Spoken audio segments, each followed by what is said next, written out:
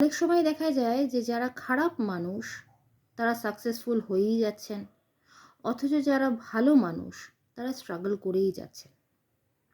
তো যারা ভালো মানুষ তারা অনেক সময় এটা ভাবেন যে আম, আমি তো এত স্ট্রাগল করছি এবং সৎ পথে আছি, তা সত্ত্বেও কেন আমি এত সাফার করছি, বা আমি এত পরিশ্রম করছি তাও কেন আমাকে এত স্ট্রাগল করতে হচ্ছে। আমার চোখের সামনেই আহ, একজন ডিসঅনেস্ট মানুষ কি একজন খারাপ মানুষ, আহ, সে কিন্তু নর্মালি আছে, ভালোই আছে। তো এটা কেন হচ্ছে? এটা কারণটা কি? এটার কারণটা কি জানেন? কারণ হচ্ছে, যে চোর, সাপোজ যে চুরি করে, তার মধ্যে কিন্তু কোনো কনফিউশন নেই। সে কিন্তু একবারও ভাবে না যে আমি কি চুরিটা করব না করব না। ভেবে দেখবেন তো, তার ভিশন ক্লিয়ার যে আমি চুরিটাই করব।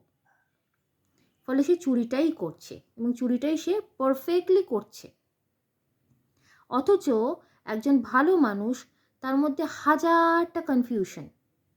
আজকে আমি অফিসে যাব, তো লেট হয়ে যাবে না তো? বা ধরুন অফিসে গেলাম, কাজটা ঠিকঠাক হবে তো? আমার বস সন্তুষ্ট হবে তো? এই যে হাজারটা কনফিউশন, এই কনফিউশনের জেরে কি হচ্ছে, আপনার ম্যানিফেস্টেশনটাই কিন্তু গোলমাল হয়ে যাচ্ছে। মানে আপনি যেটা চাইছেন, সেই চাওয়াটা থেকে অনেকটাই আপনি পেছন দিকে চলে আসছেন। এটাকে বলা হয়ে থাকে পাওয়ার অফ ক্ল্যারিটি। তাই যেটা ভাবছেন, যেটা চাইছেন, সেটাকে ক্লিয়ারলি, বোল্ডলি নিজের মনে মনে ভাবুন যে হ্যাঁ, এটাই হবে। আজকে আমি কাজে যাব, পারফেক্টলি কাজটা হবে। এটাকে বিশ্বাস করতে শুরু করুন। যখনই আপনি বিশ্বাস করতে শুরু করবেন, আপনার কাজটা সত্যিই হবে। করে দেখুন। নমো বুদ্ধায়।